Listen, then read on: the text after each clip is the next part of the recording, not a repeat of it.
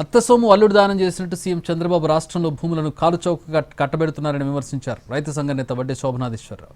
విజయవాడలో ఆర్టీసీ స్థలాన్ని లూలు కంపెనీకి ఇవ్వడం అన్యాయమన్నారు. విశాఖలో లూలు కంపెనీకి అతి తక్కువ ధరకు చంద్రబాబు స్థలాలు కేటాయించారన్నారు.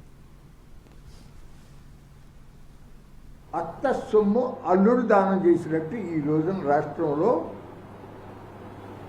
వందల కోట్ల విలువైనటువంటి సంపదని కారు చౌకగా వాళ్ళు కావాలనుకున్నాడు కట్టబెట్టేస్తూ ఉండే పరిస్థితి జరుగుతూ ఉంది ఈ రాష్ట్రంలో. చాలా బాధేస్తూ ఉంది. లులు అనేటటువంటి సంస్థకి 13 ఎకరాల 74 సెంట్లు స్థలం.